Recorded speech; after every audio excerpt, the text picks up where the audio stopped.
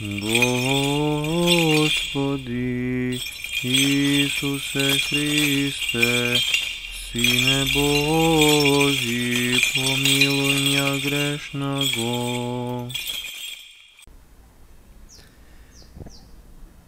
Preobrazil sja jesi na gorje, Hriste Bože, pokazavi učenikom Tvojim slavu Tvoju, jakože možahu,